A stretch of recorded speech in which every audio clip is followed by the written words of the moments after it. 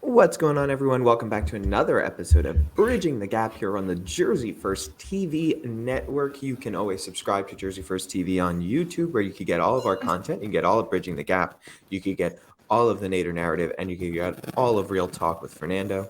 And then you could check us out on jerseyfirst.org, where you could sign up for our newsletter and you can sign the pledge of making New Jersey better, which is what we're all here for, right, Stephen? We're all here to make Jersey better. You know what? Jersey's already great. I don't know how we can make it better, but we're Listen, finding ways every day. listen, there's good, there's great, and there's the best. And it's like, we're great. Are we the best? I'd say so, but it's not undisputed. And we want it to be undisputed. You Like know what I'm the saying? undisputed heavyweight champion, Exactly. undisputed best state in the nation. Exactly. That's what we're You going know, to I'm vouching. I'm vouching. Yeah.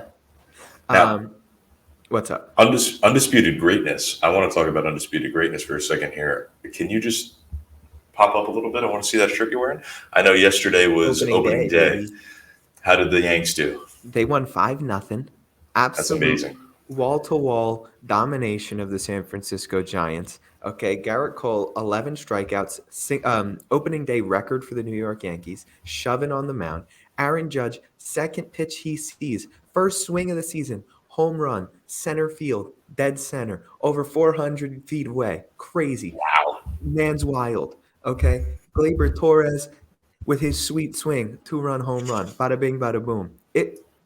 It was a great day of Yankees baseball. I'm so excited. The baseball season for AJ is it's might as well be the actual start of the year is when baseball Yes. starts. Yes. So I was pumped yesterday, very excited. And my boys got the win. They have an off day.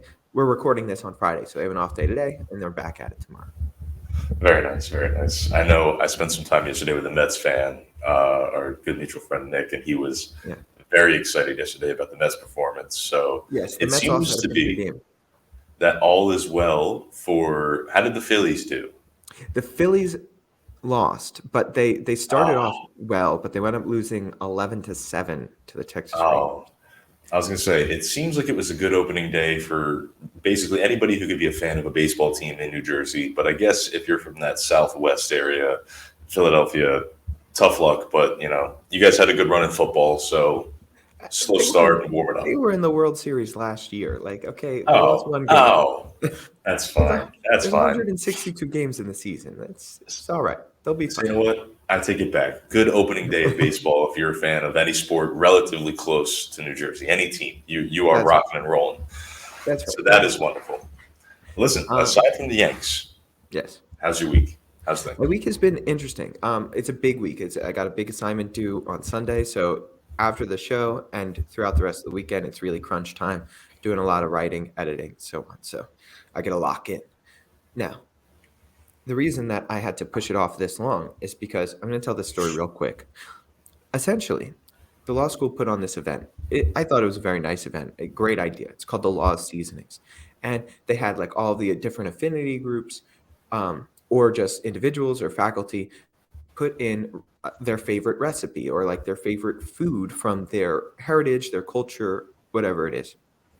And I was like, "Oh, this is perfect." And so when I found out about it, I said to my 1L representative at the Student Bar Association, I said, Joe, I am going to make meatballs.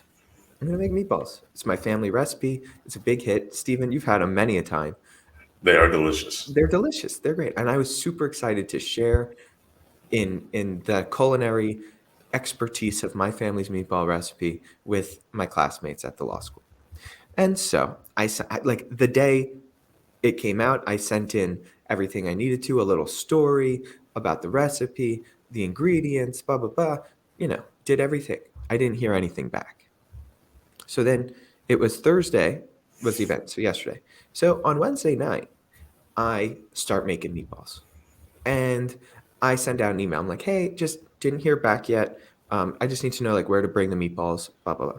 And I get an email back. It's like, oh, thank you so much. Sorry we didn't reach out. Make sure that all of the food that you're bringing is catered, not homemade. And I said, excuse me? What? Catered. Catered, not homemade. And now I'm fuming because, Steven, I made 150 meatballs. 150 meatballs. I pushed off all of my work to make these meatballs. I spent $25 on ground beef. Okay. So, so I balled them by hand. I didn't even use a scooper. Like, you've seen me make meatballs. Like, it's a process. So, so I was like, what? They have to be catered? And then I go back, right? And I go into emails. I'm like talking to my brother. I'm like, it doesn't say it in this email. It doesn't say it here. And then I read like a form that I filled out where it says in like the last paragraph, all food must be catered. And as I'm reading it, I'm like, see, it doesn't say it here. And then I was like, oh no. it, Oh it does no. say that. So right in the fine print, it says that it has to be catered. And now I'm like, well, what am I going to do with 150 meatballs that I just slaved away for? So I'm pulling up something. I sent this email to my contracts professor who I had contracts class. And I thought it was apropos to do this in contracts because I didn't read the fine print and that's what screwed me over. So I Yes. said, "Hello, Professor Saman. I hope this email finds you well. I have some unfortunate news.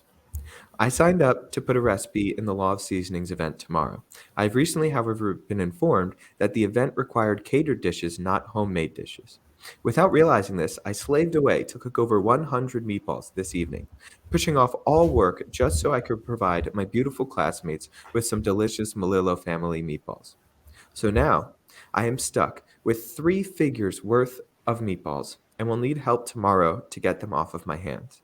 I would like to bring them into contracts as long as you are okay with that. I truly need all of yours and my classmates' support as we will together need to house over 100 meatballs. Thank you, AJ."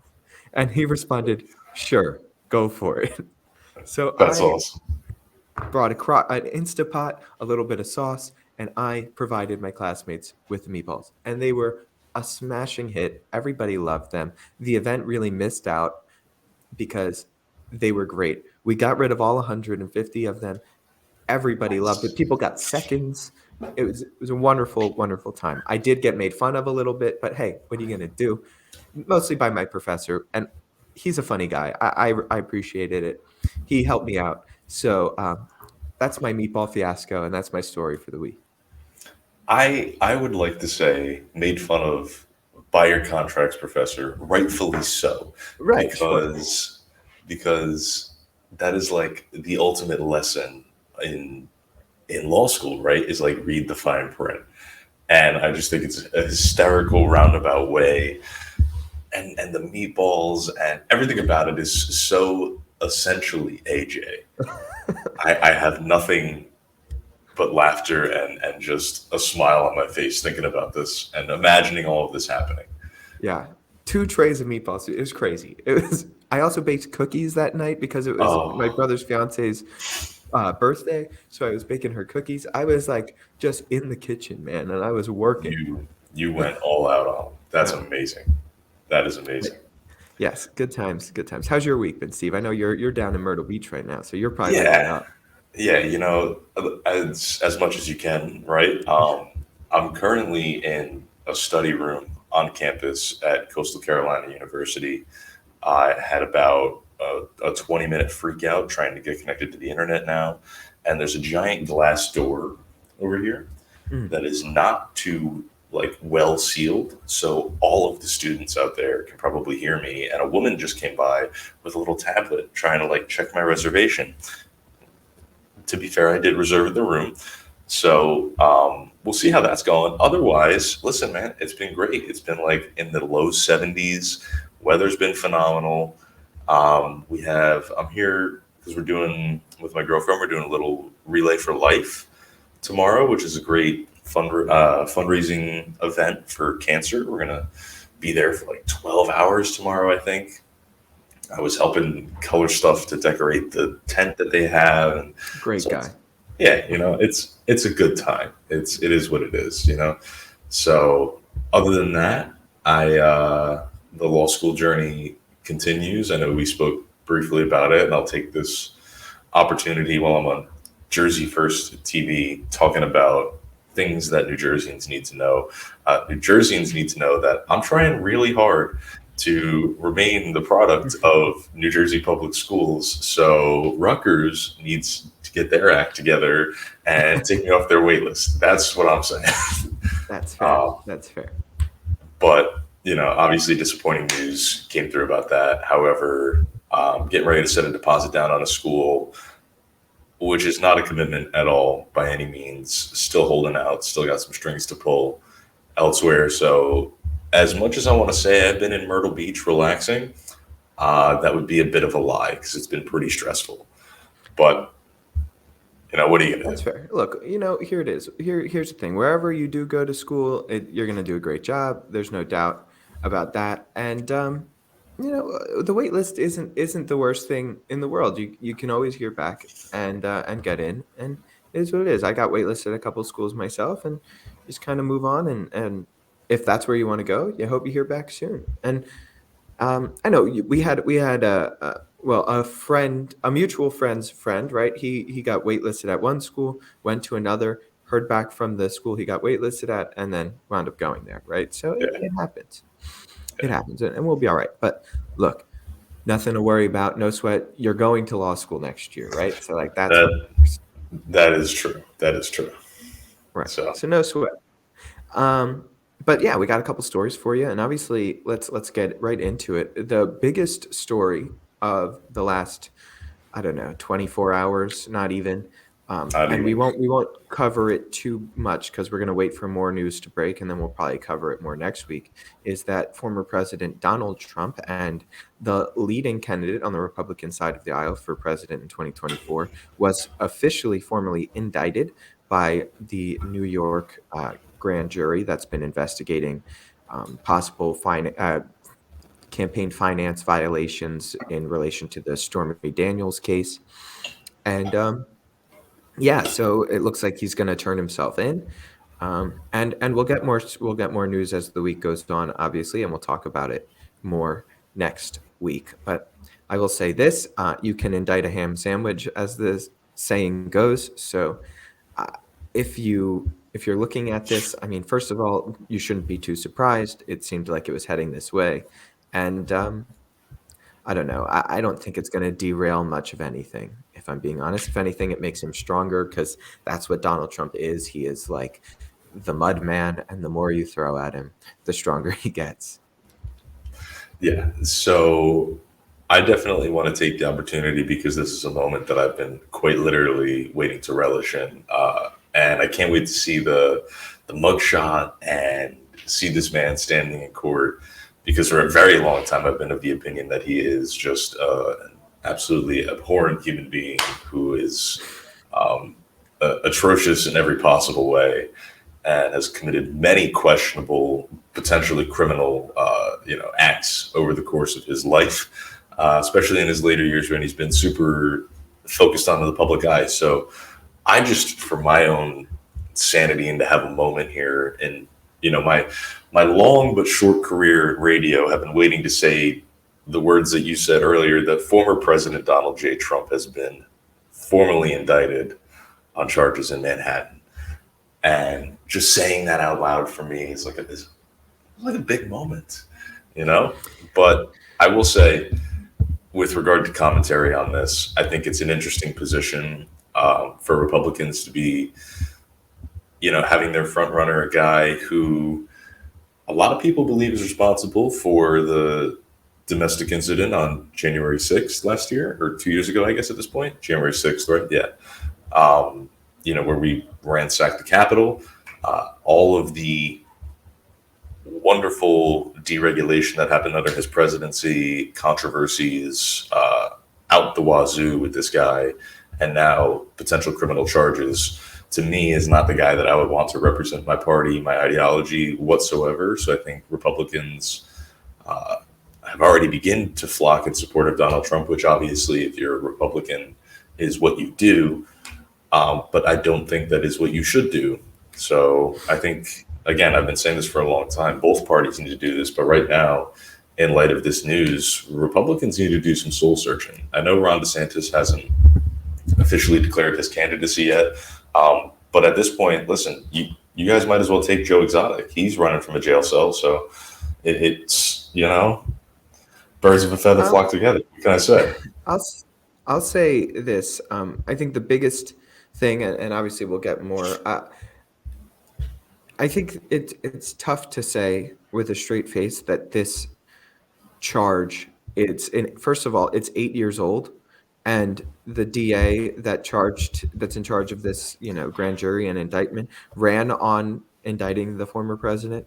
So it seems politically motivated, and that should be frightening to pretty much anybody in the country as well, if we're going to start going in on these political indictments, that are like just clearly so. And no, that doesn't mean that what he did was legal. It doesn't mean that he's above the law, but or sure, it doesn't mean what he did wasn't illegal or that he's above the law. I need to find out more of what they found and stuff like that. But it's troubling, to say the least, that basically the leader of the opposition party is being not only criminally indicted, but the person who's criminally indicting him won his election on indicting him. So that's a bit troubling, to say the least. But we'll get more information. We'll have a longer conversation come next week. Um, Yeah. but we do have a different story to get to, and I'll let Stephen present that. Yeah, so this is, I found this earlier this week. It's coming up on a week old, but I think it's interesting nonetheless. And it's very consistent to things that we've been talking about and some big news that is, I guess, now quietly moving through the news cycle regarding social media, TikTok. I know we talked a little bit about the CEO of TikTok testifying in front of Congress last week.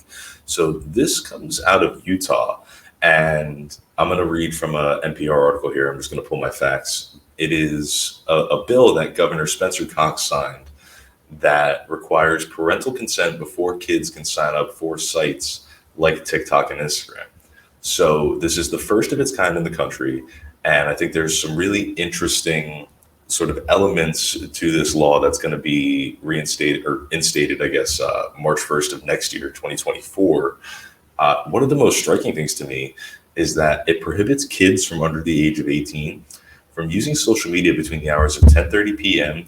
and 6:30 a.m. So it asks of these social media companies to sort of put blackouts on these accounts that are registered to people, again, within that age range of under 18, to prevent them from being online during those hours. It requires age verification for anybody who wants to use social media in the state. And the other thing is seeking to prevent tech companies from luring kids in. So it's going to restrict the kind of ads that they show.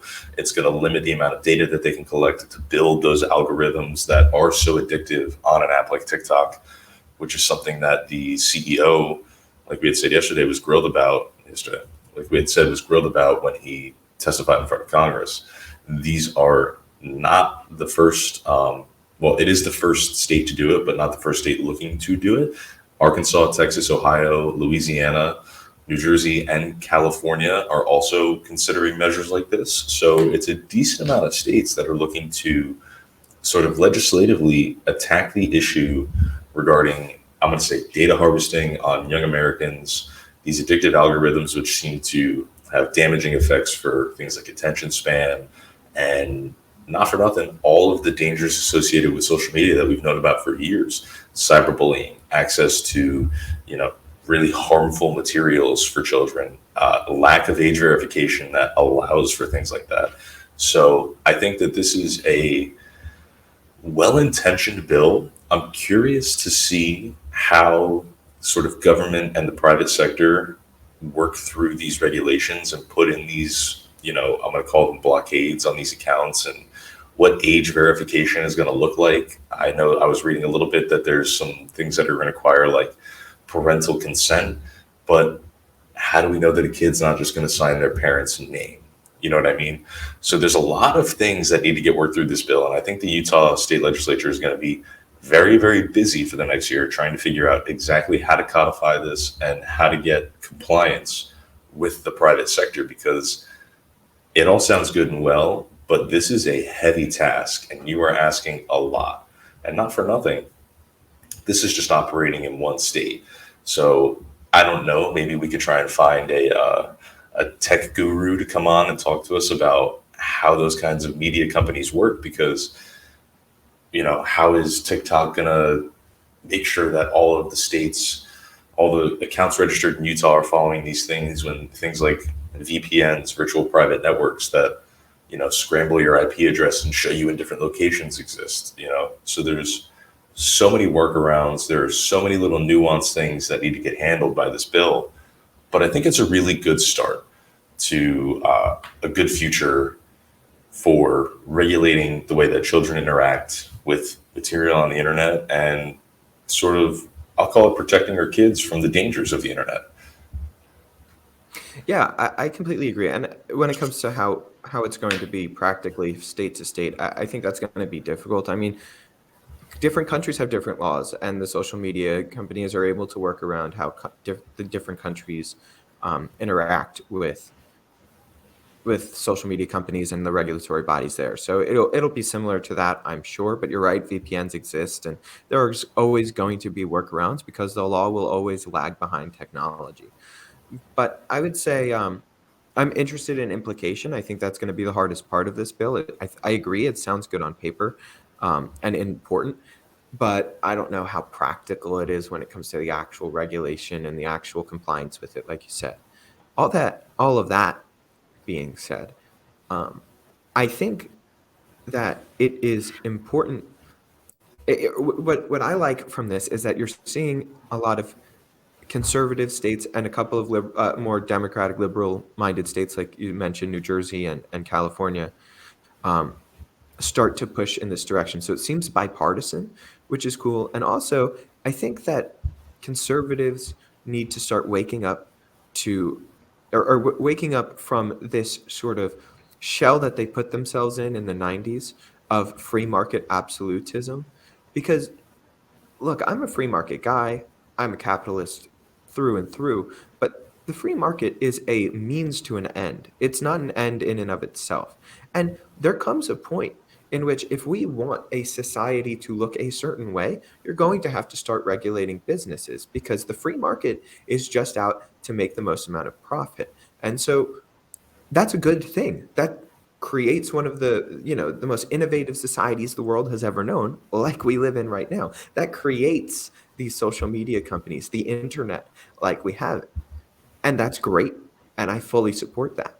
That being said, there comes a point where you have to say, okay, time out. Is this the direction we want to go? And I think the answer is no. We don't want our kids to be sucked into social media like we've seen and super addictive. And then you see all of these mental health and physical health related consequences of those actions. And so this is a tool. This isn't an end in and of itself. And sometimes you have to adjust how you're using that tool. And that's where this sort of regulatory body has to come in. That And being, sorry. Just one final point, something that I've been thinking about for a couple of years now is big tech seems to be like the big tobacco of our day, right?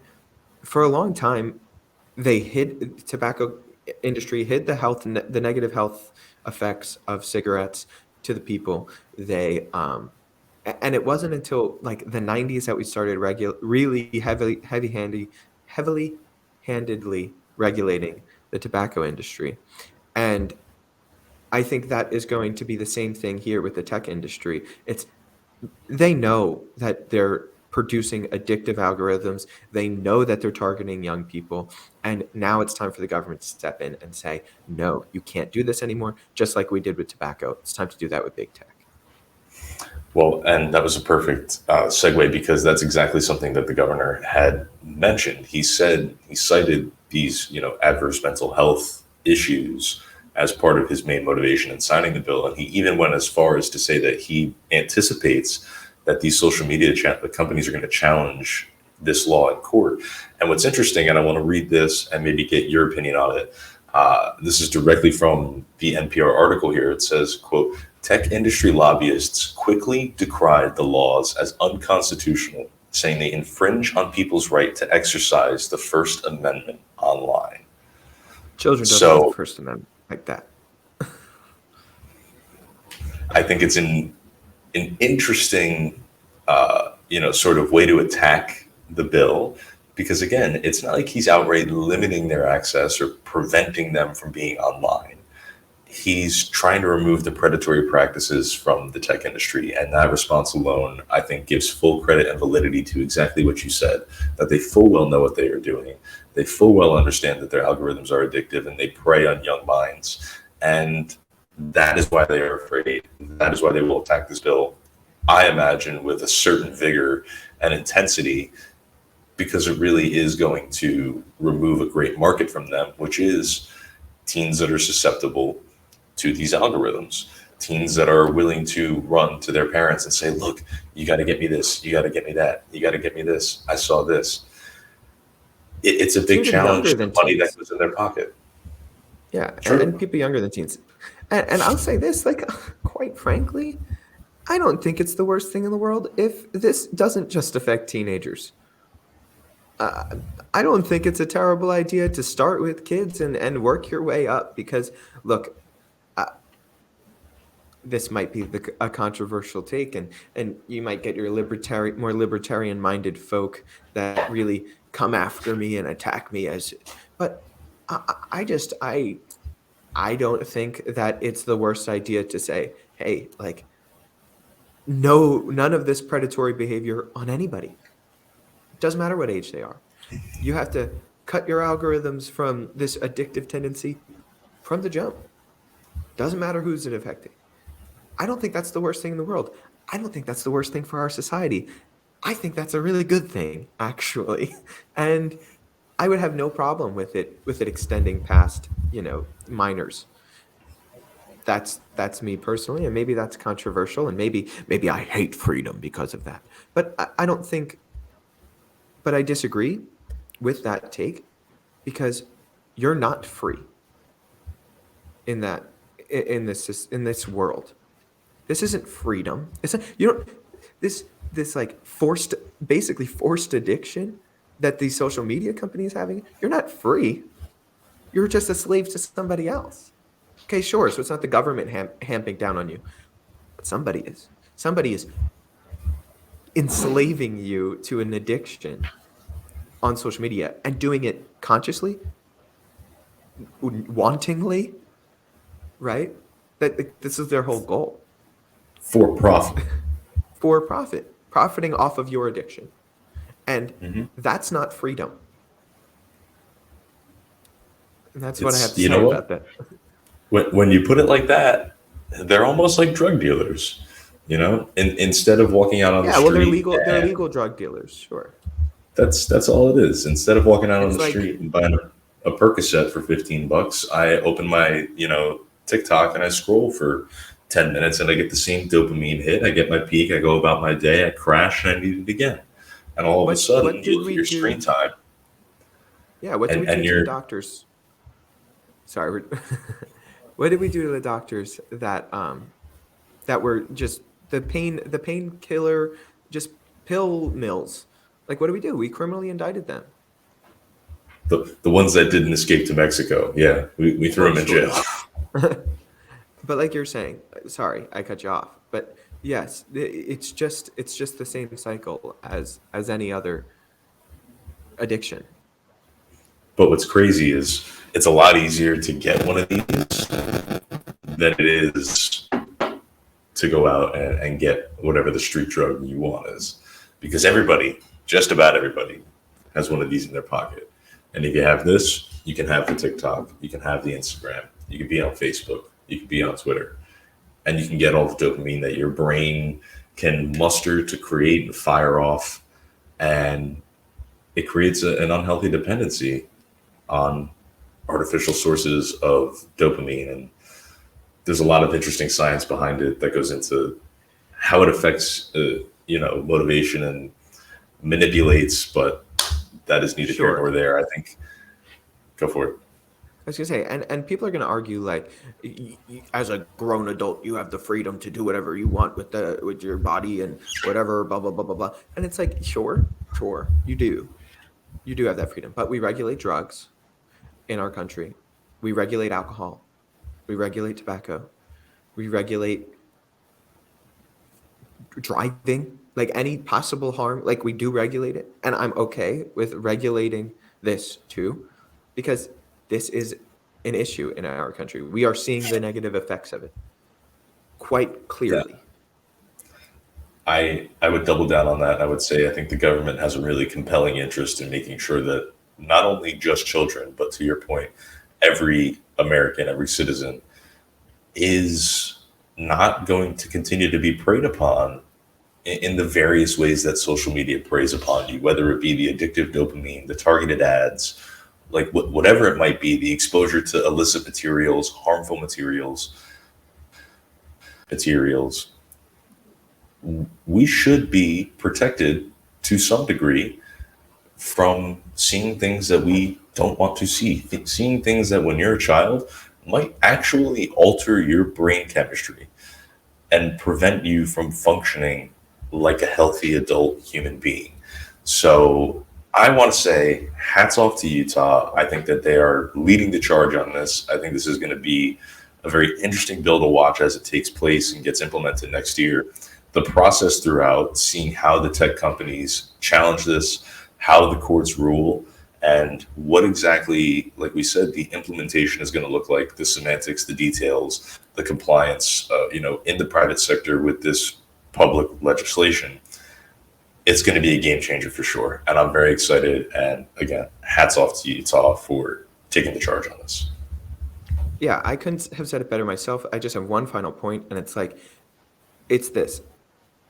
Does government regulation scare me to a point where what if they start regulating things like political dissidents and things like, access to information that maybe the government doesn't want you to hear? Yes. And that should be, if that starts to take place, that should be fought against wholeheartedly. I 100% agree. I think that without the freedom of the internet, you wouldn't have things like the Arab Spring. You wouldn't have things like Edward Snowden releasing that all of the information. You wouldn't have WikiLeaks, all of that. And I am full-fledged in support of keeping those things. What you have to reel back is the addictive algorithmic nature of these things, the data mining of these things, not the ease of giving information out there, and important information. And there's a balancing test there, and there's a line that needs to be drawn and figure out.